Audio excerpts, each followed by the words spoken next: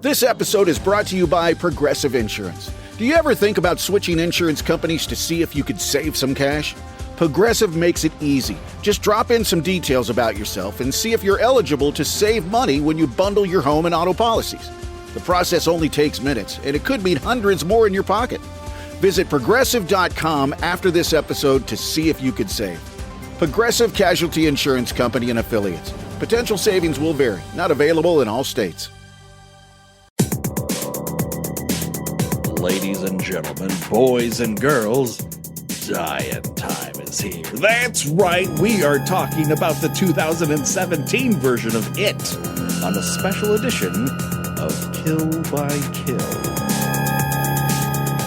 Well, greetings and salutations, Internet. It's your old pal Patrick Hamilton coming to you once again from Derry, Maine, or as close to it as we can possibly get. This is the Kill by Kill podcast, and usually we are dedicated to celebrating the least discussed component of any horror film, the characters, but we are breaking our formula this week because, let's face it, horror is having a moment, and at a moment that it well deserves. And so we're going to talk about the 2017 version of Stephen King's It, directed by Andy Muschietti. It's like it's a blockbuster fucking movie, so we had to talk about it. And there's one person that I trust if I'm going to get into the sewers and chase that clown spider. It's the one and only Gina Radcliffe. How you doing, Gina?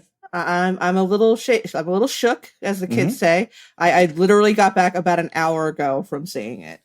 So you are very fresh. You've had almost no time to process what you have seen. Not really, no. I mean, I took my daughter to go see it, and we had that after movie chat where I proceeded to usefully explain everything that had been changed from the book, to much to her edge of her seat attention, I'm sure. Because everyone loves to be that person who explains the differences between the media types that a story has been told in. I live for that. That's one of my reasons for being. And it's why you're so good at it. But the good news is, Gina, we are not alone. Our good friend here, this is a three-peat. The one and only Phil Gonzales is here. How you doing, sir? Oh, it's so great to be here to talk about this movie. I immediately, when I started to read people's reactions to it online, and I saw some things that were coming in, I'm like, oh, I should grab Phil. If he's not going to talk about it on It's Del Toro Time, I should grab him to talk about it here. Yeah, I almost did talk about it on Del Toro Time. It was in our head, but there was just no way for the two of us to see the movie in enough time to really get a firm grip on it at this date. We'll probably cover it later because we've covered Andres Muschietti's other movie, Mama. Mm-hmm. So I was really eager to see this one. Oh, good. All right. So usually we would, give you the rigmarole of a given movie, but let's face it. A good portion of our audience may have already seen it. If you haven't, it's a pretty simple story about a town that's full of evil that is personified on occasion by a crazy clown creature called Pennywise the Dancing Clown. And the 7 kids who happen upon this secret in one way or the other and combine forces to try and stop it. Written by Stephen King. The novel was released in, I want to say, 1986. Yeah, that's about right. Because that was a very distinct summer for me. That would be the summer I saw Aliens and The Fly on a constant basis. And when I wasn't watching those movies in the movie theater, mind you, I was reading this book. Mm-hmm. What was your previous experience with it? Did you read the book before the miniseries came out? Oh, yeah. As I've mentioned before, I think in the first episode, I had one of those weird 70s and 80s upbringings where my parents basically put no limitations on what I could watch or read. Mm-hmm. So I read a lot of Stephen King. And, I didn't understand a lot of Stephen King at the time that it took me probably a third read of The Shining when I was almost an adult to realize, oh, this is an allegory for alcoholism. Okay, I get it now. Right. And it made it so much of a better book. And I think that I got it out of the library pretty much as soon as it was released. And I, as like you, I spent the summer reading it. It blew my mind. I don't think I slept well that particular summer. I spent a lot of time fretting over how would this thing appear to me, because I had many things that I was afraid of. I was a fretful child. Mhm. I was a fretful teenager. The only question was, how would he show up and appear to me before ripping my head off like poor Eddie Corcoran? Very, very true. Phil, what was your previous experience with the Stephen King generation of the story? Well, I very much remember the year it came out because it was featured prominently on end caps at the grocery store when it was in paperback. And it's had that iconic cover of the green claw coming up through the grate, the sewer grate. But I didn't read it until the miniseries had been announced. And I wanted to read the novel before I saw the movie. So that would have been my freshman year in high school. And I just devoured it. I read that thing. I mean, everyone was reading it. It was a huge deal at school to be reading it. And because it was just this massive tome. And it really stuck with me. I've read it several times since then. It's one of my favorite, for all of its problems. It has a lot of issues, structural issues, content issues now that I can recognize. It's still just it's a thrilling novel, and it's very heartfelt, and it really made a big impact on me. Yeah, I would say it was my favorite book for a very, very long time. It still might be, despite its issues.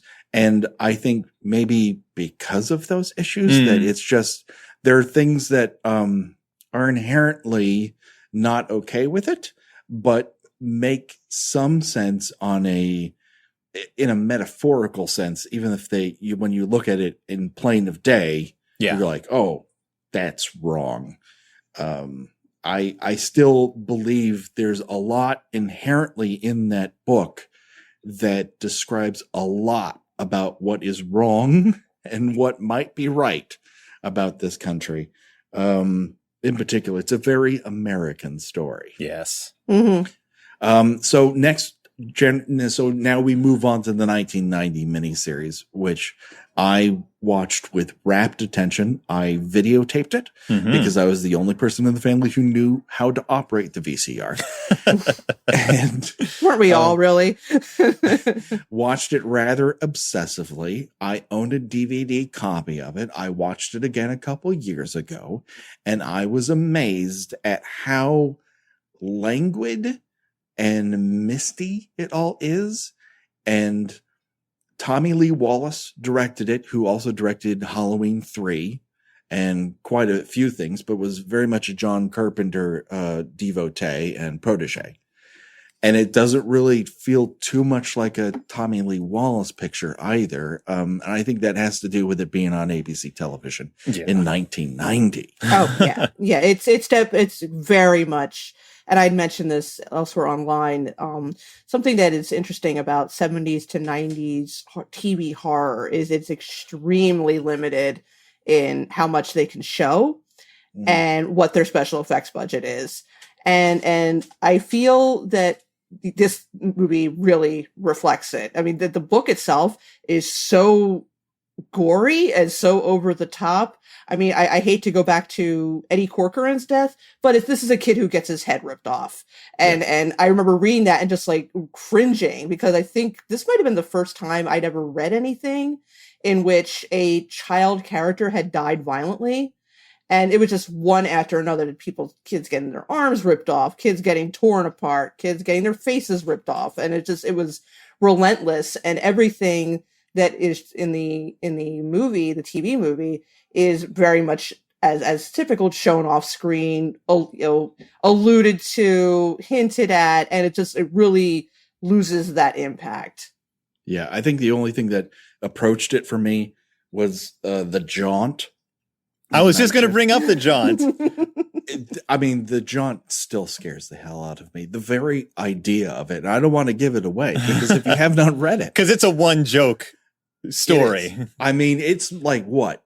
12, 20 pages at best? It is longer than you remember, because it goes into the history of the jaunt. Okay. Remember most of it. But Muschietti was attached to direct a movie of it.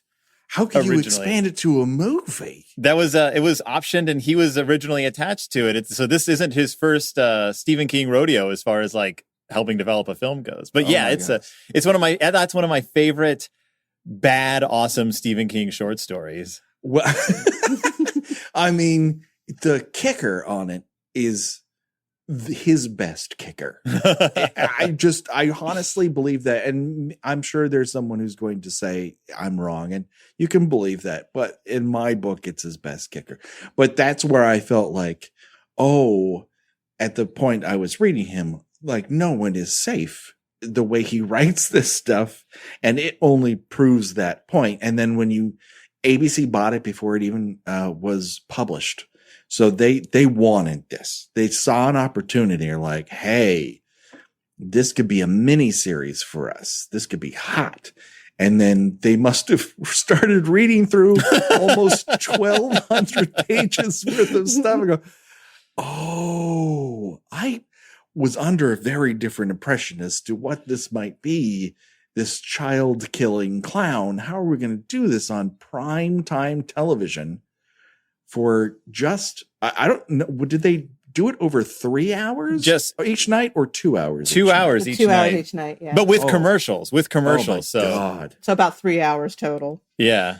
And we don't need to denigrate it any more than you can swing a dead cat and hit somebody denigrating it online right now. Let's suffice to say that at the time it worked, and it primarily worked for one reason. And that is the actor who is playing Pennywise owns every second he is on screen. It is insane how good he is as Pennywise the Clown.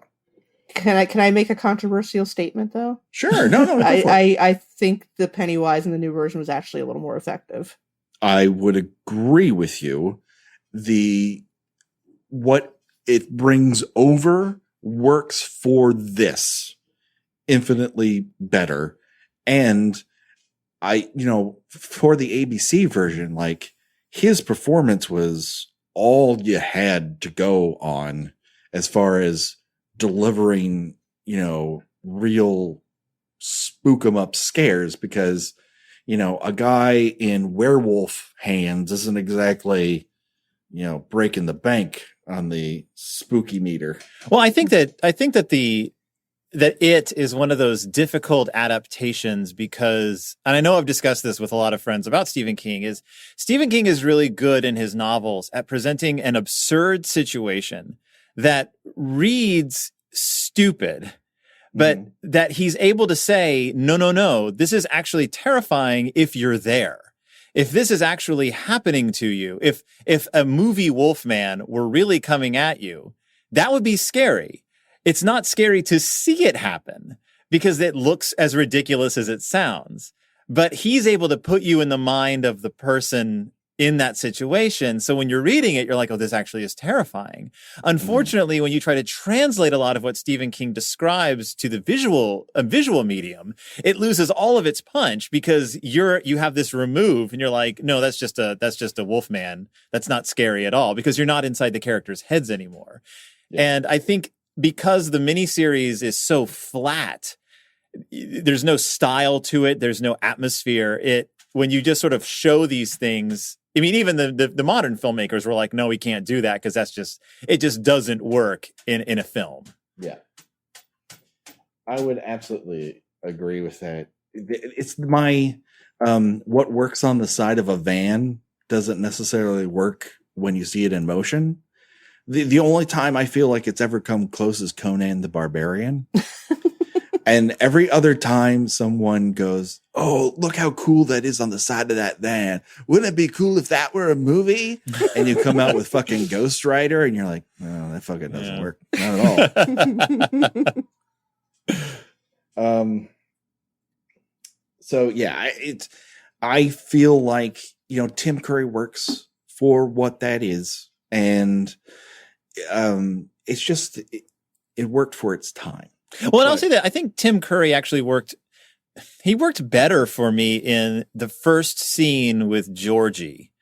because I didn't believe for a split second that a kid would hear the voice coming out of Bill Skarsgård's mouth and not just run screaming that second. Because Tim Curry presented the clown very matter of fact. He's like, hello, how are you doing? I'm a clown. Whereas as soon as Skarsgård hits the screen, he's like, hello, how are you? And I'm like, no, there's no seduction there. There's no trickery. It's like, oh, here's an evil monster. And that was the one moment where I was like, ooh, dial it back a little bit. Like, we get that you're the bad guy. Just dial it back a little bit. I sort of feel like, though, he looks sort of initially ridiculous. Like, he's got like these like weird Bugs Bunny teeth originally. And I think that, a small child would be kind of confused. Well, he sounds kind of scary, but he looks kind of funny. So, maybe he's all right. And the one thing, let's face it, children are dumb. So, yes.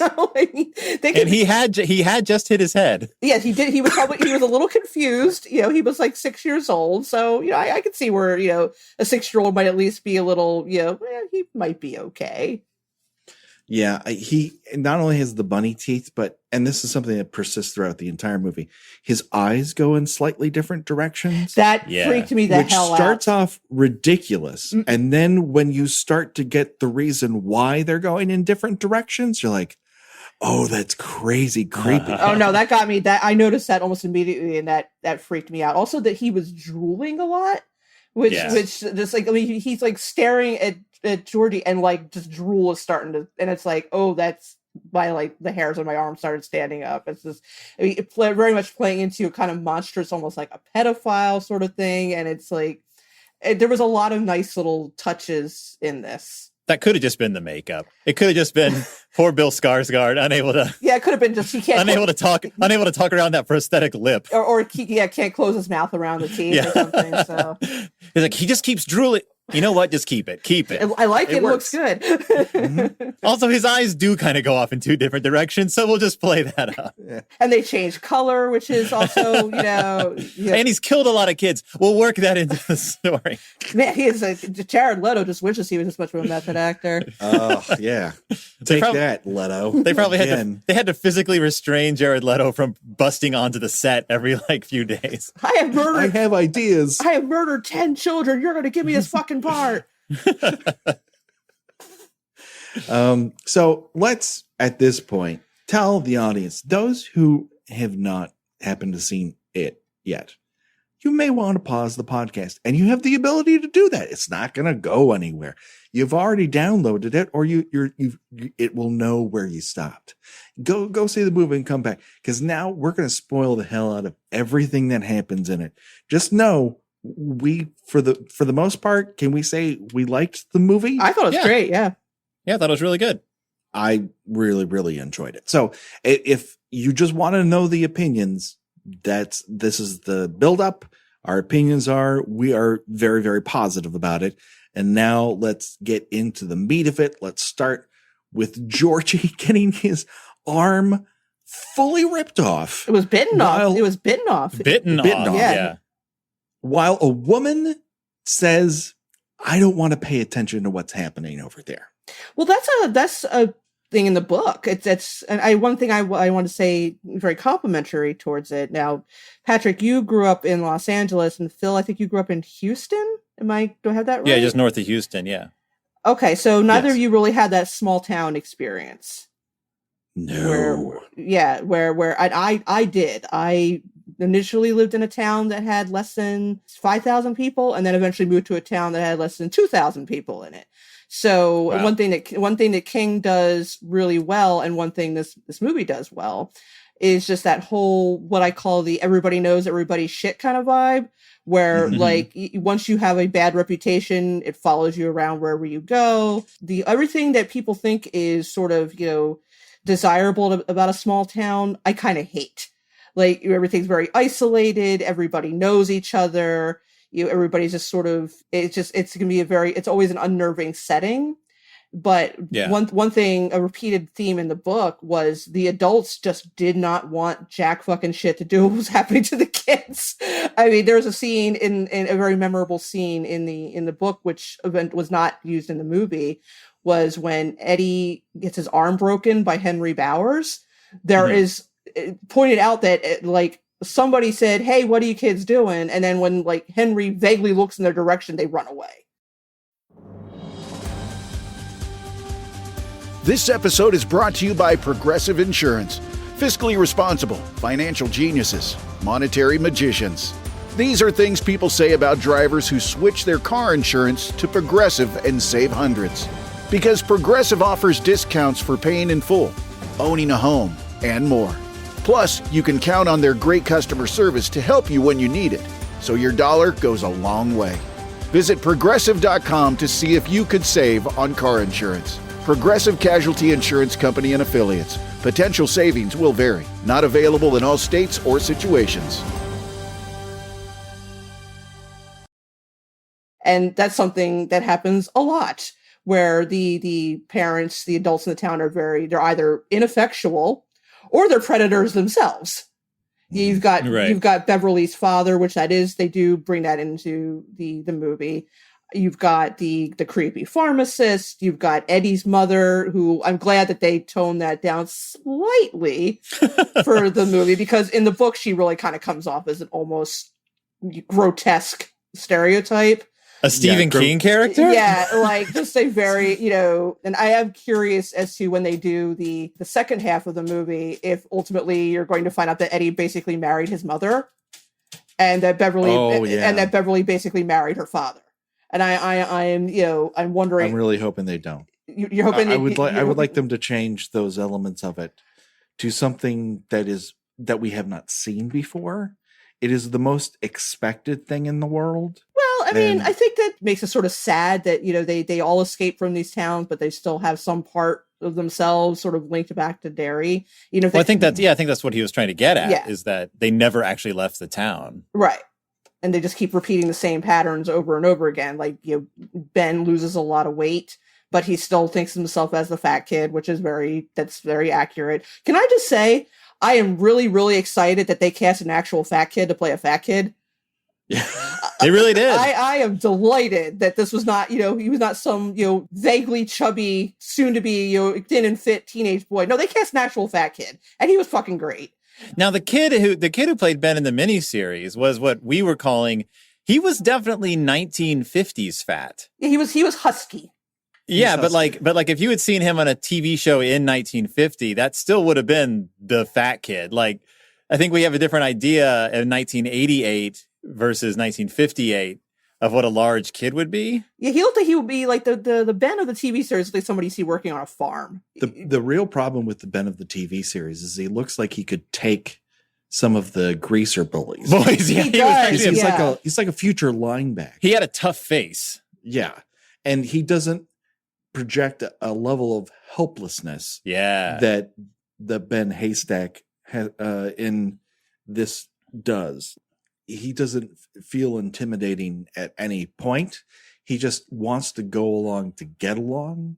Yeah. And I think they did a very good job in casting all these kids. They did. A lot to be said about almost all of these kids that are fantastic. I will say that initially when Beverly appeared on screen, I'm like, this girl looks like she's like 17. And I'm like, oh, right. But in the book, she's supposed to already look kind of womanly and have a lot of weird interactions with men and older boys because of that. So the more it went on, I was like, yeah, I'm buying this now. Okay, this is good. I think, unfortunately, almost all of us might have had an experience with the 1 or 5 girls in our class who happened to blossom, if I'm going to use an old-fashioned term, before all the boys, which are constantly lagging behind both physically, mentally, and emotionally. Yeah, because the actor herself she was 14 when the movie was being filmed. 14 or 15, young 15. So yeah, they cast someone age appropriate. But I think it is one of those situations where once you learn more about her character, the way she carries herself, the way she presents herself at school makes a lot more sense. Well, she's had to grow up faster than all of those other kids. Yeah. And that is one of the things that defines Beverly by hook or by crook, that she is ahead of these boys in a lot of different ways. She has to be more worldly. She has to be more aware of her surroundings. They can be more blissfully innocent because of our delightful patriarchal society. Anyways, so that then gets me to one thing I was sort of alluding to when Georgie gets his arm bitten off. The thing that I really like about this movie is that it projects a town in which everyone is allowed to move ahead so long as they don't care about what gets the sausage made. So long as evil is allowed to exist underground, and so long as they turn towards it at some point, they get to churn forward, and that's all they care about. This feeling that pervades Derry is, I think, very timely for where we are, which is if we don't expose things that are underground our society, and we do not flush the systems of this stuff, we're just letting it eat future generations underneath us, and we're sacrificing them so that we can live this other life on top of it. And I was struck again, having not read the book in 5 years, that theme yet again just felt like very fresh to me. Oh yeah, and again, you know, if you're still listening, you haven't watched it, turn it off because it's a spoiler.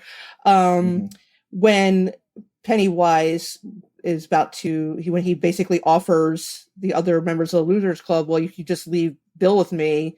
You can escape just like you wanted to. You can live you can live to a ripe old age, and what do you say? You can just go back to the weeds or something like that, which is basically I'll give you you can die of old age. And it's just like, if you turn your back on this, you'll be able to live a normal life.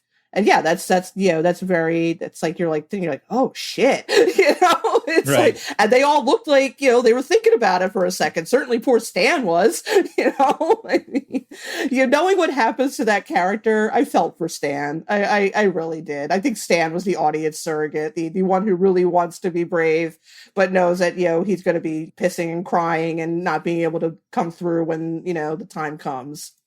Oh my God, when he puts his bike into a kickstand every time, yes, and everyone else lays their bikes down, I'm like, whoever thought of this gag? This is so fucking perfect for that character. Yeah, they all gave them such diverse personalities. I mean, Richie was funny to the point of being irritating, like a lot of class clowns are, but of course he had the best lines in the movie. Mike was very stoic, he was probably second to Beverly and basically being an adult in a child's body. Eddie, tried, but was a little bit of a wimp. And of course, Bill was the, unspoken of leader of the group. And they did a lot to make them, to differentiate them from each other, which is hard when you're dealing with, 7 different characters all jockeying for position in front of the camera. I was gonna say, I thought they did a good job of really maintaining the humor between all the kids without it becoming a lot of forced jokes, like it kind of happens in the miniseries. The kids were Muschietti. I mean, just from his experience with Mama, that he's really good at working with children, at getting great, very natural performances out of them. Mm-hmm. And these kids had obviously been worked with, like directed to just in the direction of just having very, very believable interactions as children and as friends. Like, you could tell which friends had been together the longest and which of the kids weren't really as deep into the group. Like, and that dynamic stayed consistent throughout the entire movie. Yeah. And I feel like they built it, at least for me, they built the relationship within all 7 of them to the point where that rock fight happens. It felt way more natural than it did in the miniseries. Yeah. And I swear to God, there must have been someone at Warner Brothers who said, I want that rock fight at minute 35. There was someone pushing for it. Like, we got to get going. Let's throw some rocks. Let's have them be best friends. And you need to put them all in a corner where they don't feel they have anybody else. And when they discover that they do have somebody else, that there is someone who will stand with them, it is a revelation to them. And that bonds them in a way that if it just happened because the script told them to, it wouldn't be nearly as believable or cathartic or interesting. Now, I do want to bring up springing off of the rock fight. Because, and this is to me one of those things that makes it seem very obvious that this is a script that went through many different hands, went through many permutations, was edited and re-edited and brought back to people and turned into something else. Again, we know that it did just from looking at like the different drafts, but because of the way they rewrote some of the story from the book. So you don't meet, they don't get together with Mike until well into the movie, but they also took away part of Mike's character. Well, most of Mike's character from the book, which was Mike being the sort of the historian among all the kids, the kid who's very interested in the history of Derry. They took that entire plot and gave it to Ben because they took away Ben being an architect. Like they didn't have the kids building a dam. They didn't have the kids building any kind of like clubhouse or anything. So Ben wasn't able to be an architect. So they had to make him be something in the group. So they gave him the archivist and the historian role, which meant that Mike ends up getting left with nothing to do for a huge chunk of the movie. He disappears. Like where normally we would be seeing him investigating the history of the town, you're introduced to him, you get to see him have a run-in with the bullies, and then until he's brought into the group, he just completely disappears. And I feel that was a real disservice to the character because whereas all the other kids kind of got their thing, I feel like Mike was just given a bolt gun, which he then lost like halfway through the movie. Yeah, and again, in thinking about how they're going to treat the second half, I mean, Mike was the only one that stayed behind in the town, and I'm wondering, does this seem like something this character would do as far as the movie? I mean, he doesn't like it there, and he doesn't. I can't imagine how they would explain away that he feels some sort of obligation to stay in town, which he does at the end of the book too. Despite after the second go around, he still elects to stay behind. And I think with this, the way he's written in the movie, I don't imagine that that's how he's going to be written in the second part, because it wouldn't really make any sense with the character arc. Right. And they in the book makes it very clear that like, Ben was good at building things. He becomes an architect. Bill was very imaginative. He becomes a writer. And then Mike was very interested in history and archives, and he becomes a librarian. And like you just like going off what you just said, I'm curious, like what are they going, because they don't introduce a lot of those character traits. I'm wondering if part 2 is just going to be very different than what we get in the book. It's entirely possible. They do sort of set up something, which I wish they had fleshed out in one scene, which is if you take some of the actual history stuff and put it on Ben, and Mike is the person who comes in with the information that my family, and he's talking about his grandfather there, which in the book alludes to his grandfather being related to the caretaker at the Overlook Hotel. They weren't related. They were army buddies. They were army buddies. That's right. right. So, he has the sort of dirty version, the skinny of how the town actually works. And I wish they had fleshed out, well, this is what the history books, and he goes, well, what I found out what really happened was this. And they have a meeting of the minds where they're like, oh, we're both interested in this and we can come at it from two different directions. Right. If they had just had one thing of that, I think it would have gone a long way towards making that swap more palatable. And they just, maybe they had it, maybe they didn't, or maybe they felt that garage scene was too full of information already that they didn't want to overload it, which I get. But again, he has to be a part of that group, an equal in every single way. And I feel like they're trying to do that with how he deals with Bowers, but I don't know. I don't know if it's as successful for everyone as I initially. I'm just a little curious as to which one of them is going to have the honors of calling the rest of them to come back, because you can't. It's a little. It's unclear from the way they ended the. I mean, we know that Beverly is leaving, and if they're following the book, all of them except Mike eventually leave. Yeah. So I'm just wondering which one of them is going to have that particular task to do, which of course results in one of the characters.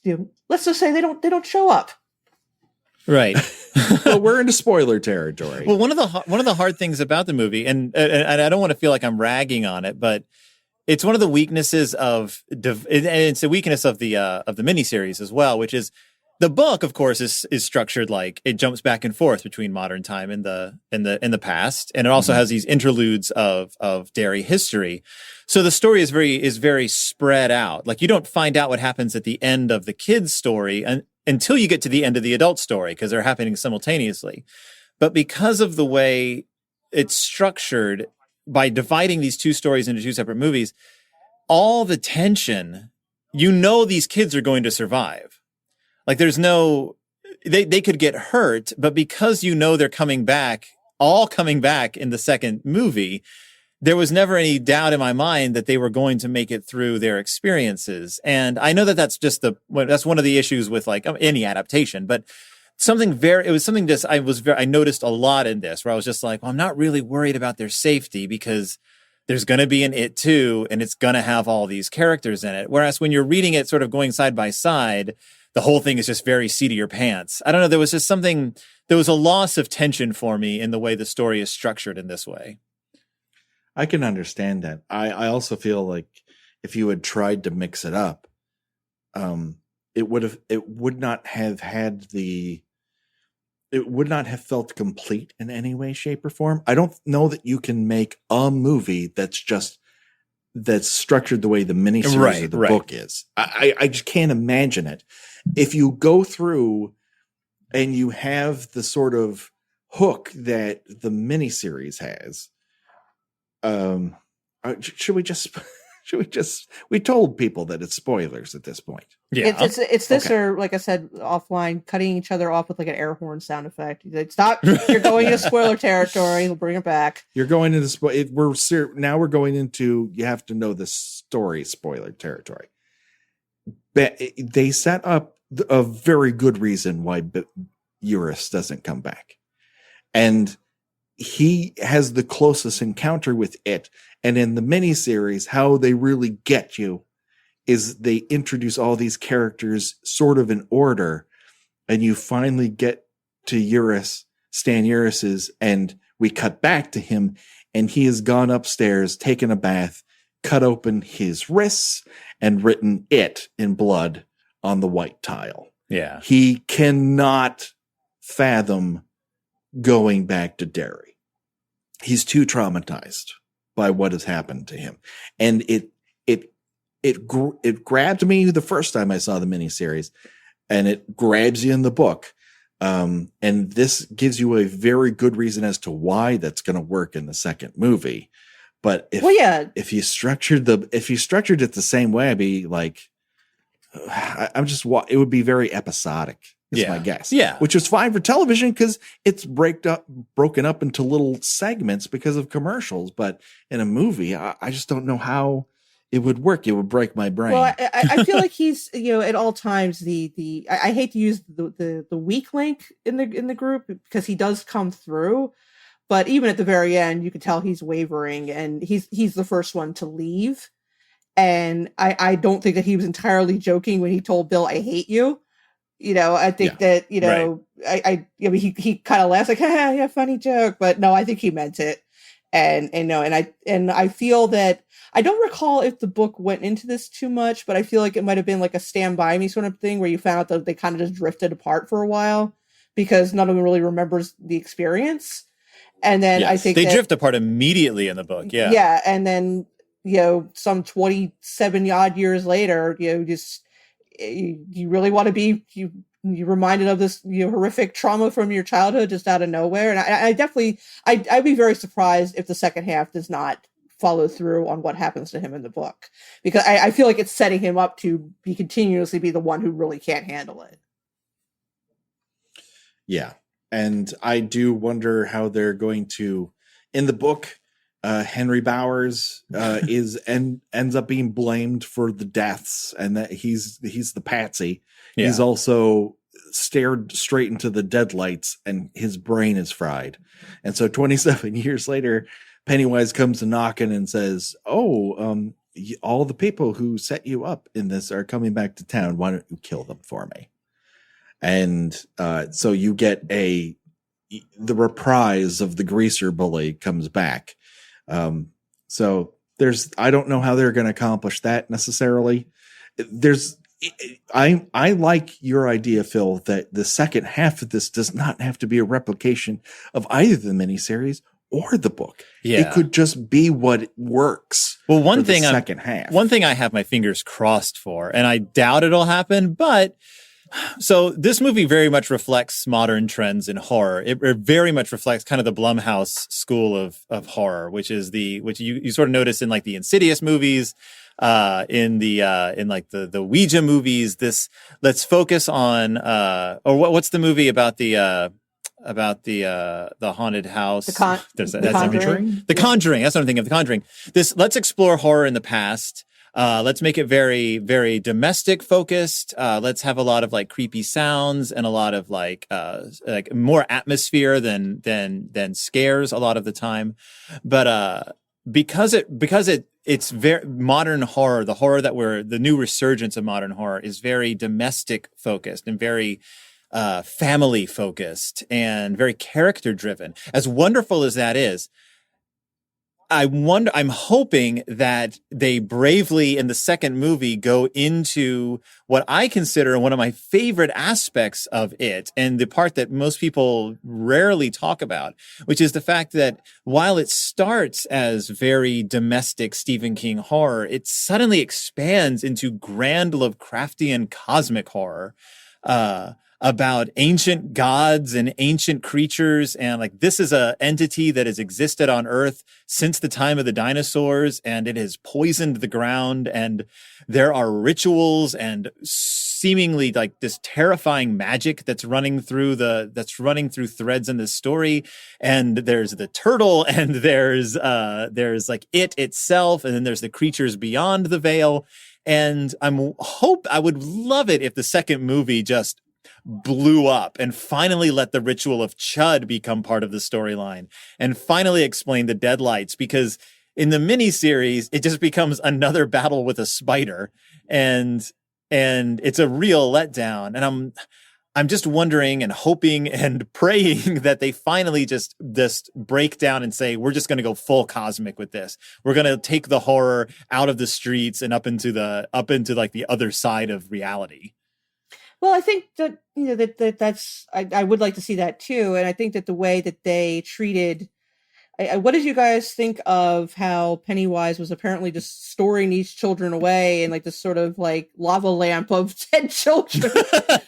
Yeah, I thought it was a little strange. Like, I thought it was weird that as opposed to the book, where there was no mistake that these children had been brutally murdered, in the movie, they all were just simply missing. Well, when he shoots, no spoiler alert, but when he shoots Georgie in the head, when Georgie's like, my arm's missing and I want to come back home, and he's like, bang, in the middle of the forehead, and Georgie just falls to the ground initially, I was like, oh shit, was that really just Georgie? Are we going to find out these kids are all just trapped in the sewers and like he hasn't killed anyone? And I was like, that'd be a real twist on the ending. It's like, sorry, Bill, that was actually Georgie that time. No, of course it wasn't. It was a hidden clown. But they dragged that out pretty well, though. I was like, eh? They did. I was kind of like, oh shit, and then. But I was like. I was kind of with you. I was like, are these kids going to all float down and have just been in a trance like Beverly this entire time? Or are they dead? Like you never saw the bodies land. So I never, like, it cuts away before you see what happens with all these kid bodies. I think that they are actually supposed to be dead, and he's just sort of feeding off of them. I mean, maybe that at some point they were alive, but eventually they just you died of shock or died of blood loss or whatever. I mean, I think it would be very not good if we found out, oh no, they're all okay. They rescued they rescued him out of the tunnels and everybody's a hero now. And I'm hoping they don't do that. Yeah. Yeah. I have to believe that a lot of that third act has some setup for some cosmic craziness. I hope so. I hope so much. It does actually give you the oh, that's why everyone's talking about you float down there. It's not just a sewer thing that we've or just a reference to balloons. That's what I always thought it was supposed to be. Yeah.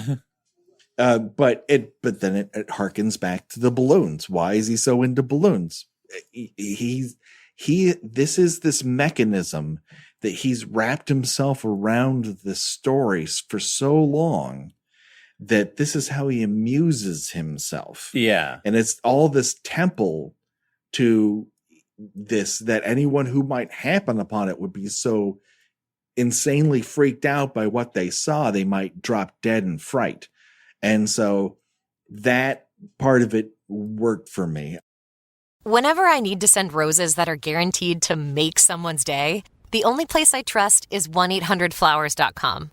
With 1-800-Flowers, my friends and family always receive stunning, high-quality bouquets that they absolutely love. Right now, when you buy a dozen multicolored roses, 1-800-Flowers will double your bouquet to 2 dozen roses. To claim this special double roses offer, go to 1-800-Flowers.com/WWO. That's 1-800-Flowers.com/WWO.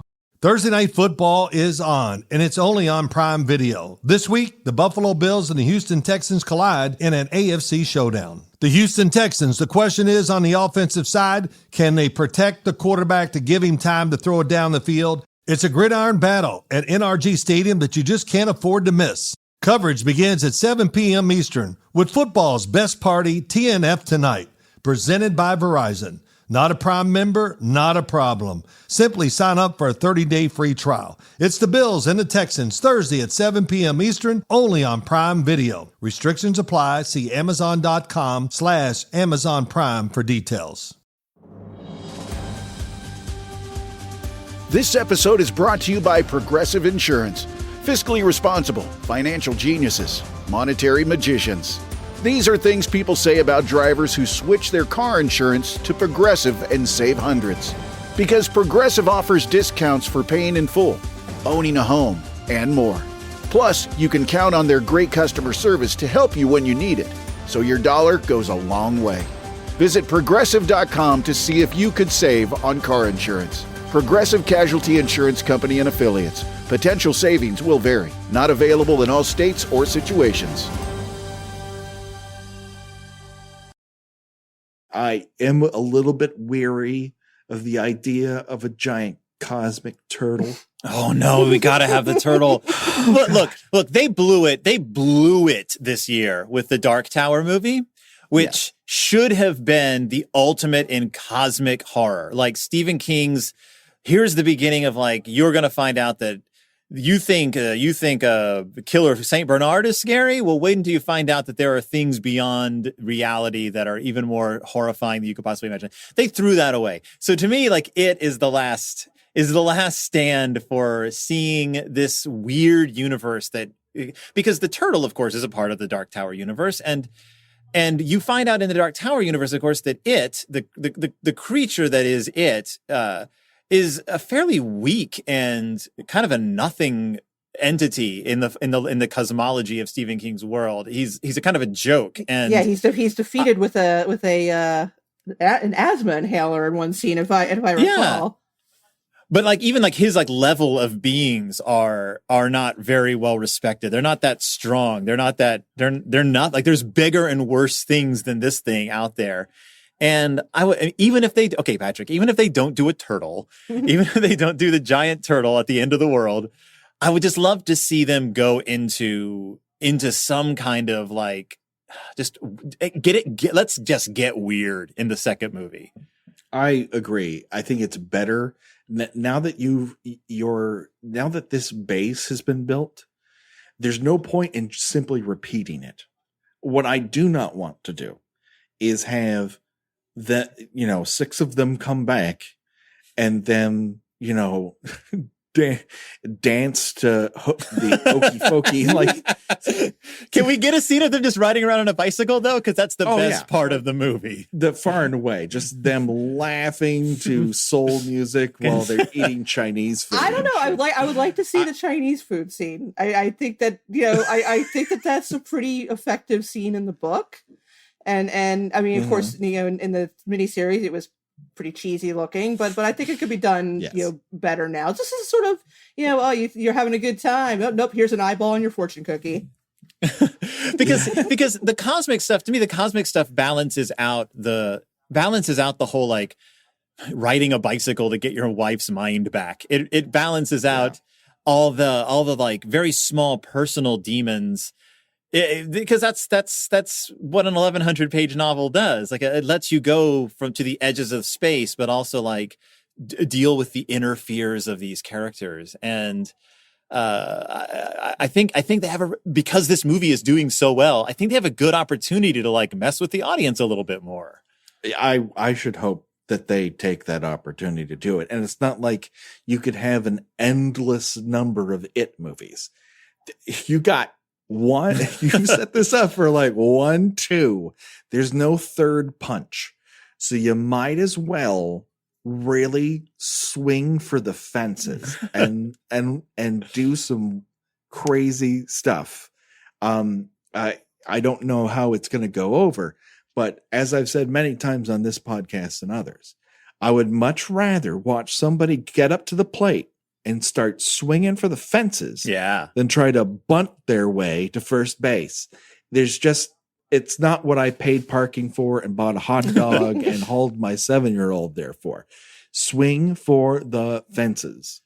Oh, can I also say that I made a joke on one of my friends was talking about not wanting to see this movie because of how terrifying it looked. And I said, we were trying to give him an idea of what it was like, because I'll personally say I didn't find the movie scary so much as spooky and very atmospheric. And I'm easily scared, but I will say that when he was like, what is it like? I said, okay, imagine Stranger Things.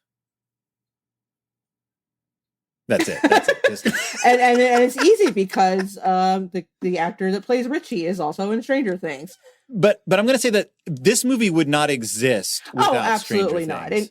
It's they captured lightning in a bottle with Stranger Things, and then they captured it again with this movie. Like, and I think and it feels so much like Stranger Things was obviously inspired by the works of Stephen King, particularly by It, and now It is being very much inspired by the aesthetic of Stranger Things, like you said, down to having one of the cast members in it. Because and I'm not saying that as a criticism, like it's very user friendly, but it feels like an old shoe. The scene where Stan is being chased by the leper. That's Stan, right? Eddie was the one who was, Eddie. Sorry. The scene where Eddie is being chased by the leper, felt so much like an 80s horror film. I was like, ooh, this is a monster movie. Mm-hmm. Like, we haven't gotten just a good visceral monster movie in a while. And there's some monsters in this. Like, and it was makeup and reaching out with hands and like chasing across the lawn. It was like something you would have seen in Demons or The Gate or something, like just a movie you would turn on in the middle of the night when you're 9 years old and like sit there and watch against all better judgment. Like there's elements of that feel, like a legitimate version of that feeling for every like Super 8 that tries to capture the feel of old Spielberg movies. This one definitely had the grit and the whole, like, you know what? Being a kid's kind of shitty. Yes. And like, you know, you get treated like shit and people don't believe you, and even your friends are jerks, and you get hurt when you're playing with them. But at the end of the day, you just gotta hug and make up and remember who's got your back. And that's that that's that E.T. thing. That's that Goonies thing. And this was like I said, this was like Goonies with a higher body count in a way. Like, just like, because you had these sort of just like grotesque kids. Like, they weren't perfect kids. They all had their flaws, and they were all kind of asses. And you had these kids who had all been hurt by society, and damn it, they come together and they love each other and they do a good job. And like, that's something you just don't see a whole lot in movies. What I like about it being informed by Stranger Things is, and there seems to be this weird backlash again, like it's 80s nostalgia. I'm sick of 80s nostalgia. And I kind of like wince a little bit and I'm like, you don't think I had to put up with this shit about people romancing the 50s and the 60s while I grew up? You would have thought people walked on gold sidewalks with diamond shoes in the fucking 60s, the way it was. Everyone just, oh, the music, oh, the revolution. And you're like, shut up. And I don't feel that this is overly invested in nostalgia-ness. Right. I just don't want to get angry that someone has a fucking movie poster up in their bedroom. What I love about I had movie posters up Right. in my fucking bedroom. It's not science fiction. I feel like this movie does a good job at because it has to be set in the 80s. If you want to set the new movie, the second movie in modern time, this has to be a period piece. Yeah. They do a good job at grounding it in the 80s without just rolling around in it. This isn't The Wedding Singer. This is and it's not even Stranger Things. Like it does enough set dressing and enough establishing of the time period just to make you feel like you're back in that time. And there's enough jokes and enough little references, but they're all character based. All the New Kids on the Block stuff, which was amazing. Yes, but that is all set up. Yeah. That Ben is new in town. And while that might have flown wherever he was from, it's like, what I really want is when we come back to Ben, he's still just like listening to pop music. It's just whatever happens to be in the pop hemisphere, he's still listening to it. What if he's managing a boy band? He's one of those creepy boy band producers. Like he's started like several successful bands. It's the biggest boy band manager in the world. He's like that one guy in Orlando who built himself a mansion and then touched people. Yes. Oh, they just make him an XP of that guy. And he's like, and it picks up right where he's like lost his empire. And so he has no reason to not go back to Derry. I think it would just be a nice reflection of how he's never let Beverly go and has instead like turned like his youthful pining for Beverly into a youthful pining for boy band performers. Like he's conflated the two impulses, the two urges. And now the only way he can like find satisfaction is through like the management of boy bands. Yeah, like he can't get an erection unless he goes, Right. under his breath. Wait, there's people who can? Oh, we've blown the lid off it. Self-singing. That was a great gag with the poster on the back of. It works so well. It does. I was just cracking up in that scene. But it's not just 80s posturing. Yeah. The point of it is not to go, the 80s were stupid. Or the 80s were awesome. This isn't Ready Player One. No. Oh God. Every time I see that fucking trailer. Did you know the Iron Giant's in it?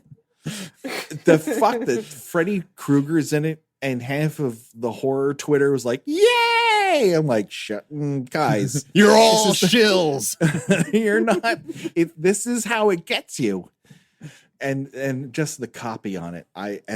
As a person who writes copy professionally, I have a problem with calling Steven Spielberg a cinematic game changer.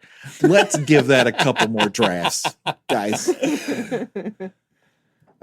For all I know, one of my friends wrote that. I apologize, but it's not for me. Yeah, I read a review that focused a lot on the fact that we obviously mentioned this, that the time setting has been changed for the children's half of the story from 1958 to 1988.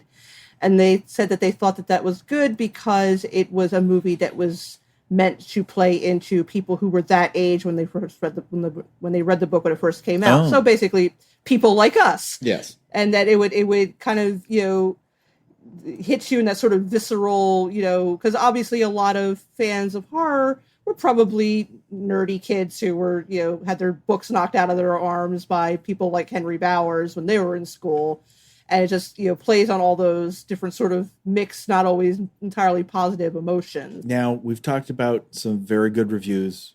A lot of people have been very positive towards it. There's also been a prevailing attitude amongst some reviews that's a little too episodic, which I don't know how you can have 7 main characters and an antagonist and auxiliary antagonists without it feeling like there's a lot of masters to be served. That just comes with the fucking territory. Then there's the group who feels that this is just chock full of jump scares and that disqualifies it as a good movie. And those people don't know how movies work. They do understand that The Shining has jump scares, right? That there's sequences in there where you're scared just because the music tells you it's scary. That's how horror movies work, people. I will say that I feel like the trailers for this movie ruined almost every jump scare. Almost every single Pennywise jump scare from the trailers just played out like they played in the trailers. And I was pretty disappointed that there were some great moments where Pennywise comes rushing at the screen that I was like, I've seen this like a million times now. Like, I know exactly what's coming. I felt like the trailers did it a disservice by showing a lot of the cool Pennywise stuff. Not all of it. Not all, that garage sequence is singular. Yes. That garage sequence takes everything that may have come in the book and everything that came in the TV miniseries and goes, oh, wait, check this out. And the way Pennywise moves where he can just unfold and refold. Yeah. That I felt was just crazy looking. That I really enjoyed. I some negative reviews said, they do that. He does that kind of, herky jerky kind of movement, like a lot of, in a lot of modern horror. And I would agree, except I think that it is effective here, because I think that one reason why I felt that this Pennywise worked better than the 1990 Pennywise is he, with a few exceptions, Pennywise in the miniseries just looks like a guy wearing clown makeup. Yeah. Mm-hmm. In this, he's barely passing for a human, wearing clown makeup and some weird sort of Victorian, Pierrot costume. But I mean, he looks like he's barely held together. Well, and he's kind of moving like a marionette, and like he doesn't really, like, he's uncomfortable trying to move like a human being, and so he's kind of like sort of limping and like he doesn't have any control over himself as a human.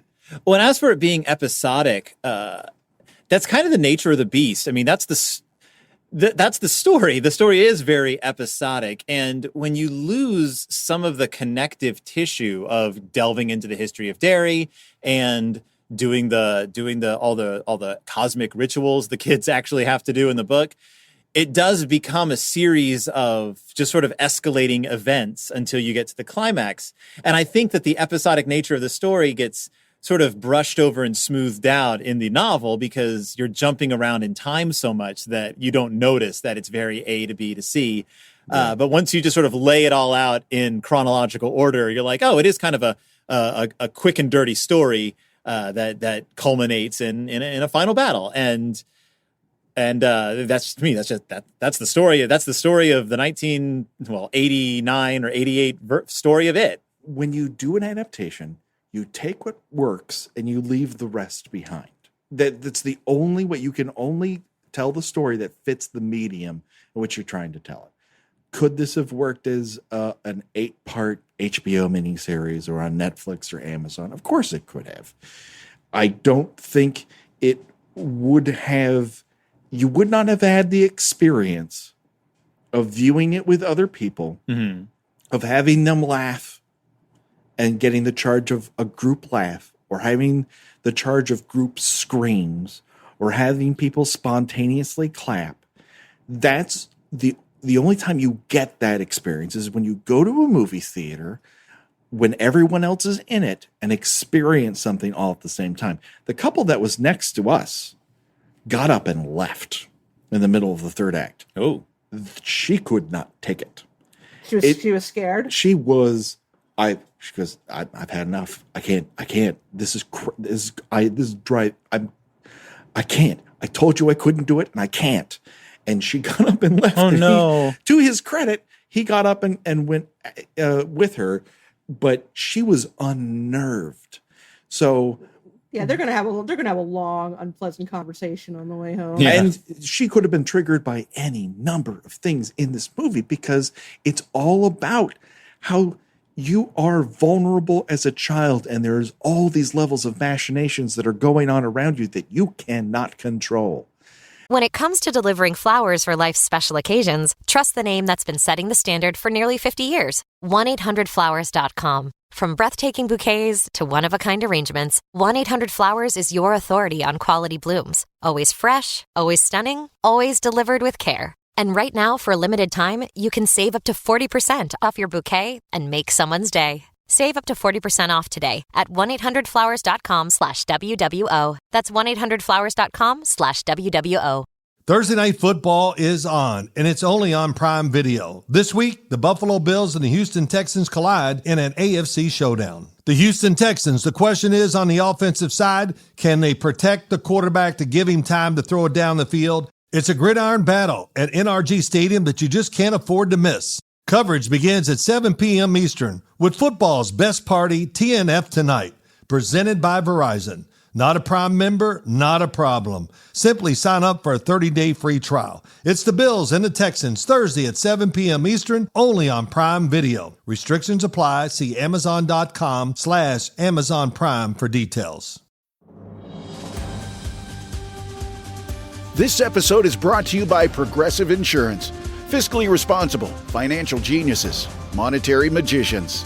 These are things people say about drivers who switch their car insurance to Progressive and save hundreds.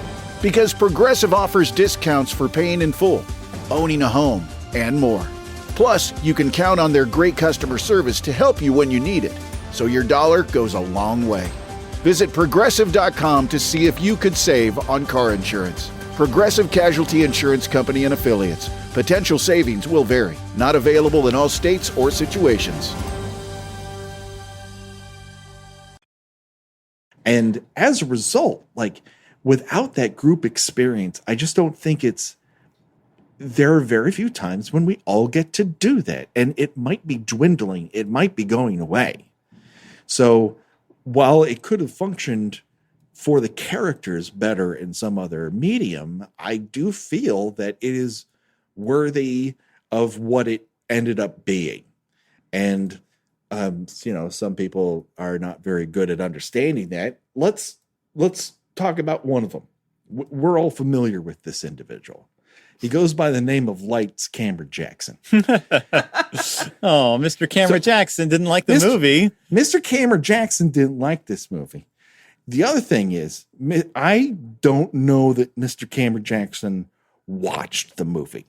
This is something I pick up occasionally from his reviews. Who was it that, what was the movie that Rex Reed, he claimed to have watched and didn't actually watch it? I don't remember what it was, but I do know what you're talking about. Yeah, and he clearly did. He got like 20 minutes and you have no idea what you're talking about. Yeah, and that's the vibe. I think let me read you one thing here, okay? It's just, I don't want to bag on this individual any more than he needs it, but for Christ's sakes. But he really needs it. He does. It is the latest highly anticipated adaptation of a very popular Stephen King novel. That's his opening sentence. Well, that's true. Okay. I'm with you so far. He's not wrong. He's not very in fact. It doesn't really draw you in. Right. Again, when you're going to write film reviews, writing is a component of this. Okay. Though, much like this year's Get Out, it isn't really a horror film. And that's when I go, you don't know what you're talking about. And that's okay. You should be allowed to not know everything in this world. But if you're going to call yourself Lights Camera Jackson, the things that happen after the results of the lights and the camera, you should have some understanding of. And even if I go back to being a classicist about film theory and say, what is a horror film? Okay, a horror film involves the macabre and some sense of the supernatural, this fits into a horror film. Newsflash, so does Get Out. But this, all he's trying to do is just like put this in this other category where he can be against the grain, where he can stand up against the wave of other people being okay or positive towards this and go, see, my taste is above all of this. And at the end of it, you're like, you don't know what the fucking movie's about. He ends this endless sentence with, instead what it is, ... or ... I guess ... Just fucking stop with the ellipsis. What it is a creepy tale of a small town and an angry clown. Just close your fucking computer. and seriously read some books, read some Roger Ebert reviews, listen to some Pauline Kael interviews. For Christ's sake, pick up Truffaut's Conversations with Hitchcock. For the love of God, learn some fucking film theory, please. If you're going to be the next generation of Rex Reed, guess what? We don't need it. I'm probably going to cut all of this out, but I had to fucking say it. No, please don't. This is great because I'm usually the one that goes on these furious blood pressure raising rants, and it's about time that I spread the wealth a little bit and let you go on one. But I mean, but honestly, is there anything worse than a contrarian? I mean, really, is there any? I'm pretty sure, particularly since the age of the internet has become upon us, that they're going to have to do a newly revised edition of Dante's Inferno and create a whole new level for contrarians, because there's nothing more insufferable and unnecessary than somebody going in and taking something that is getting a lot of positive reviews, getting a lot of, people really excited about it and saying, yeah, you know what? That wasn't that good. I mean, there's mainly that you're dumb for liking it. Yeah, there's nothing worse. There's nothing worse. Now, I can understand why people wouldn't like this movie. Like, I can legitimately see why someone will go in and go, this ain't for me. I can even see why people will go in and say, this isn't scary. Because, well, first of all, I didn't find it that scary, but I did find it very atmospheric and effective. It instilled me with a sense of dread throughout the whole thing. But I do feel that as far as horror goes, this is horror with like a very strong, and this is very typical of Stephen King, horror with an extremely strong moral center. This is about good versus evil. This is about, there are things that are bad in this world, and there are people who are good in this world. And like, this is not a debauch. It's very much a movie about kids trying to set things right in a very bad world. And so I don't even think you can come at this movie with just like it's a excessive horror film. Like, it makes its point, and it has its heart set in a very like black and white good versus evil world. Yeah, I'm not even sure how you could look at it and say, no, this isn't a horror movie. I mean, it's got blood exploding out of a sink. It's got, a child dragged into a sewer to his doom. And I'm not sure, like, okay, if it's not horror, then what is it? Yes. These kids are seeing their mortality right in front of them. And their brothers are dying. They see all these kids around them disappearing. They feel like they are circling a drain. And at the bottom of that drain is a very hungry mouth. Listen, something's either funny to you or it isn't. It's involuntary. You either laugh or you don't. Something's either scary to you or not. You either jump or you don't. And if you come back to me and say, these are the reasons why I feel this doesn't work, and I did not buy this component of it does not play for me, and as a result, the structure breaks down, and while I feel this works and that doesn't, like, okay, you understand how film works. You're coming at me with an opinion that is informed. But when you just go, you're dumb for believing this, for thinking this clown's scary, you're like, oh, I don't. That's not movie criticism, man. It's not. And It's not a criticism. It's a. You're not criticizing the movie. You're criticizing the people that enjoyed the movie. yeah, And again, that's not. We don't. You can keep that. Nobody really needs that. Nobody needs to have their bubble of enjoyment burst because someone is bored and lonely and doesn't have any friends off the internet. Well, and I can also say that this story in particular, this might be one of those stories that just means more to a person the older you get, because I mean, I'm not saying that young people wouldn't appreciate it, but it is one of those things, especially with a lot of Stephen King. The older you get and the more you look back on childhood and the more perspective you get on your own childhood, and especially with it, like it's the quote, it's the, being a child is, what is it? Being a child is learning how to live, and being an adult is learning how to die. And that's sort of exemplified in this story. And the more perspective you get on childhood and adulthood, the more terrifying these kind of tales are. The more aware of your own mortality you become, the more horrifying these types of stories become. So a person who looks at a story like this and says, this isn't scary, this isn't horror, might have a different opinion on that in 10 years, in 15 years, in 20 years. That's one of the things that King does so well, is if you read these books at different times of your life, it changes. Like I mentioned earlier about how I didn't get until I was much older that much of what The Shining was actually about was alcoholism.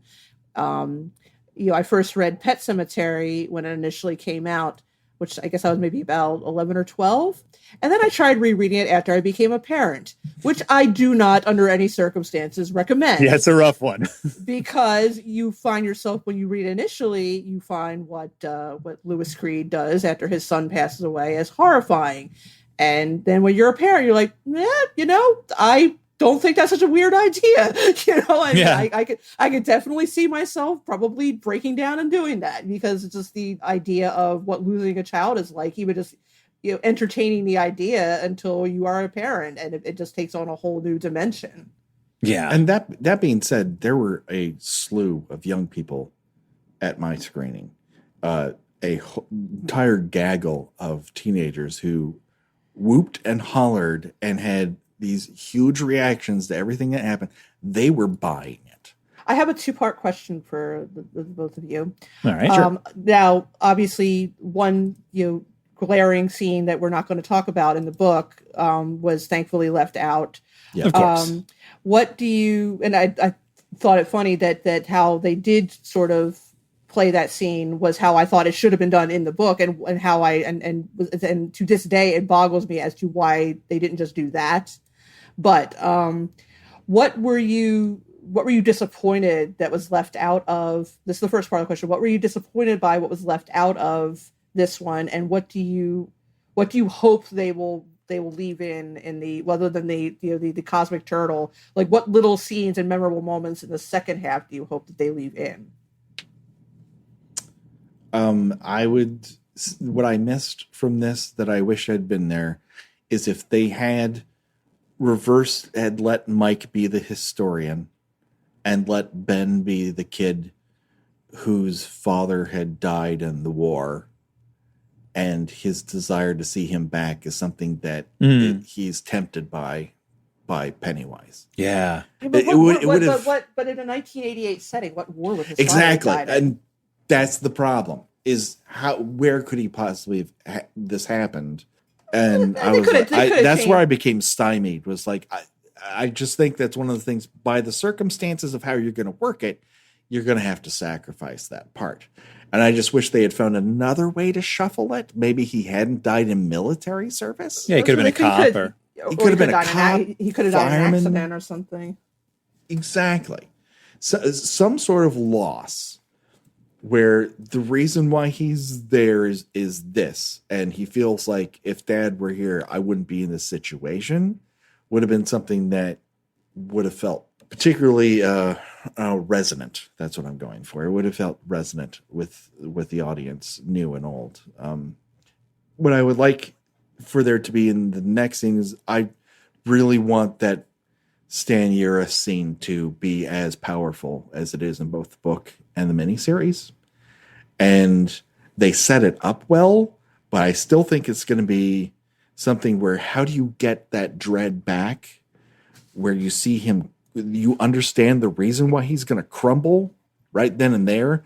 Do you do that? Do you have him slit his wrists in the bathtub? Do you have him show back up and immediately just put a gun to his head? Like how do we play this? I hope they don't do that. I mean, I hope that they are immediately established as weakened by just finding out that he pretty much almost immediately committed suicide as soon as he was told what was going on. Yeah, that right there is just like, oh well, this isn't a good start. Yeah, because they needed the quartet of 7 in order to do this, which makes much more sense in the book than the words I just said. Yeah, but in Stephen King lore, you need a group for the most part to get shit done, and there's a distinct reason for it. The reason they survive in the end is all 7 of them are there. They survive for the same reason they survived that rock fight, because they back each other up. Yeah. Well, beyond what I said before about the cosmological, the cosmic stuff, the Lovecraftian stuff, besides all that, what I miss from the book that I wish had been in the first movie is, wow, there's a lot, and I feel like it's unfair. I wish we'd gotten to see what happened to the rest of the bullies. Should we assume that Henry killed them? We don't know, because they sort of dropped those characters immediately, and I hope, since we didn't see Henry's body hit the ground, I'm going to assume they can still bring him back for the second movie. We never see him be dead, so but I wish we had gotten to see more of, because the clown's it is not going to kill those kids, the main kids. Part of the joy was seeing but part of the creepiness of the book was the way the different bullies all got knocked off, that fed into their like hidden lives and hidden predilections and hidden terrors.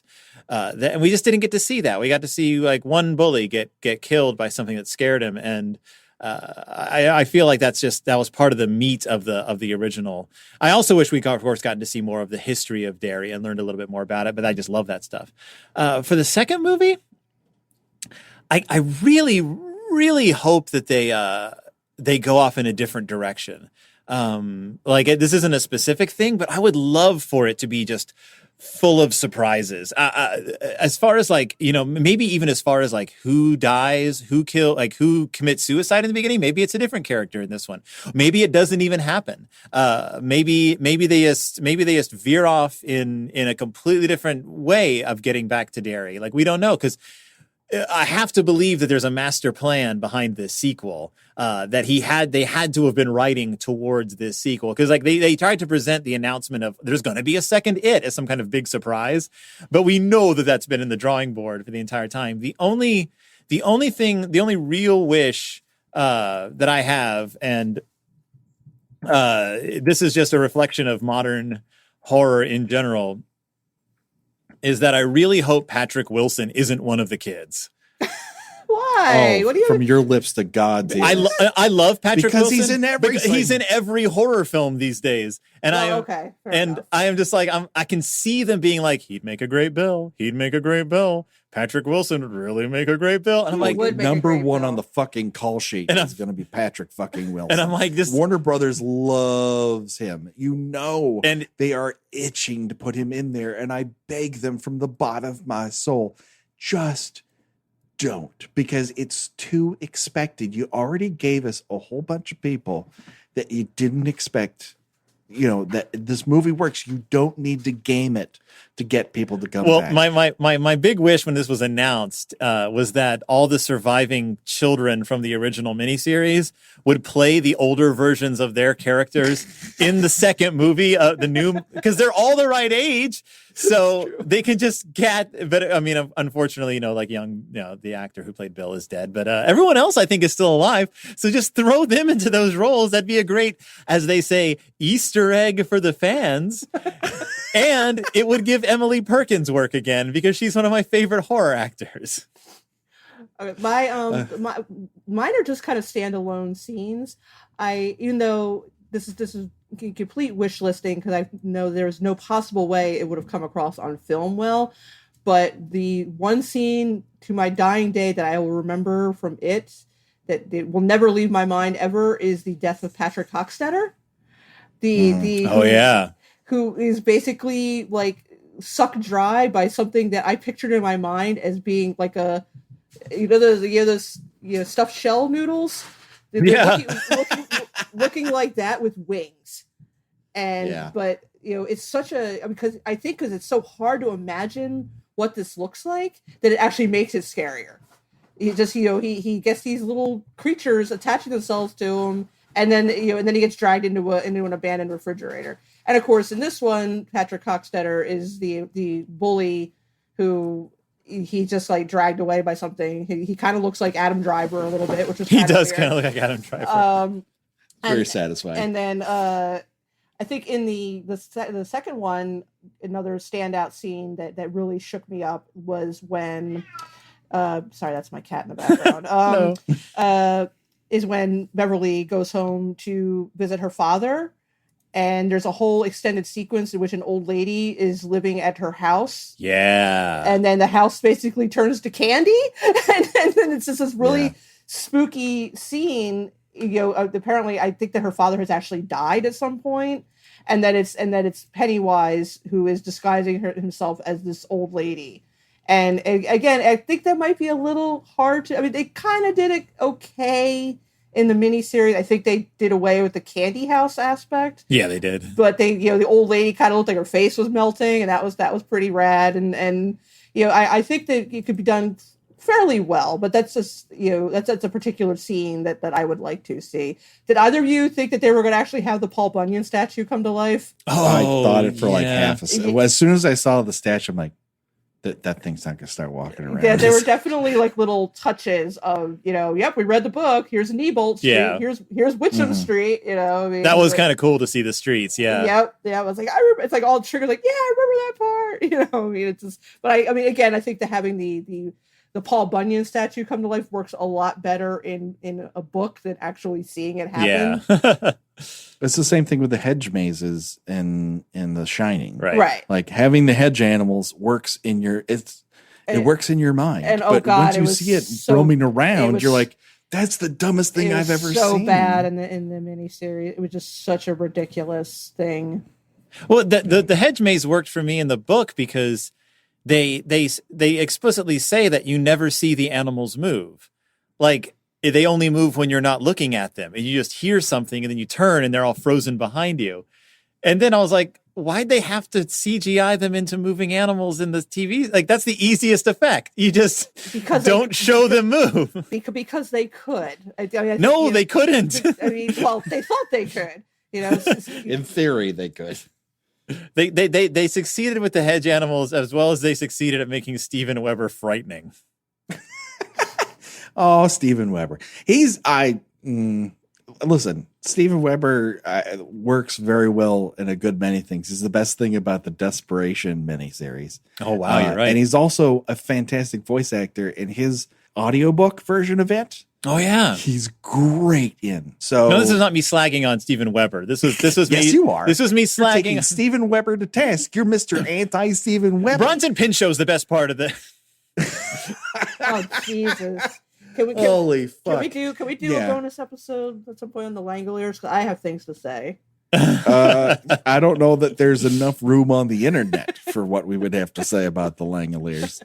It's, boy, talk about a one joke story from Stephen King that goes on too long. Holy hell. All right. Well, listen, we could talk about this all day, and we almost did. Yes.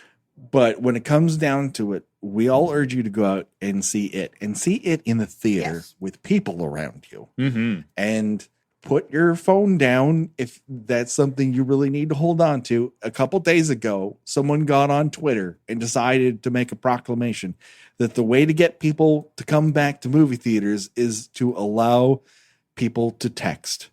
And this is the best argument ever against that. Well, you need to be. I saw at the Alamo, and it was a full house. I don't think anybody really cared about not being able to use their cell phones. No, this is something you need to be. you need to be around an experience en masse. Mhm. And then, yes, you can witness the details more intimately for the rest of your life in the confines of your own home. But go out and see a movie. And I understand if you can't, like babysitters are expensive. Getting popcorn and candy ain't cheap. But Get a movie pass. get a movie. Yeah. Get a movie. especially horror movies. The things that don't work very well on your laptop screen, you usually just need to be seeing them with other people. Yeah. It's mass hypnosis. Yeah. And it only works if you're part of the group, is what it comes down to. And with that, thank you ever so much, Phil. Where can people hear more from you? Well, I have a podcast called It's Del Toro Time that I do with my 16-year-old Ollie, where we've gone through the movies of Guillermo del Toro, and now we're going through and his friends, and now we're going through all the movies that inspired him. You can find it at deltorotime.wordpress.com, or just search It's Del Toro Time. And with The Shape of Water coming soon. Yeah, we got a big one. This is the perfect time to jump on board, because I think people are going to be talking about Shape of Water from what it sounds like here towards the end of the year. It seems to be getting a great response. Yeah, it's building a lot of steam. I cannot wait. Gina, where can people find out more about you on the internet? Well, not necessarily so much about me, but they can find out my thoughts on 70s and 80s television at tuneintonight.wordpress.com. Reach out to us on Twitter at KillByKillPod. Have something longer to say, more than 140 characters. KillByKillPod at gmail.com. KillByKillPodcast on Instagram. Rate and review us on iTunes if you got a second. If you like the show, it helps us be seen and heard by more people. And if you tell us what your favorite kill is in the Friday the 13th series, or even it, we'll talk about it here on the air. That's our solemn promise to you, the Kill by Kill listener. And so don't fret, people. A new episode concerning the Friday the 13th series is forthcoming. We're not getting in the way of that at all. The body count continues. We'll see you later, people. Bye-bye. You'll flow too. Woo!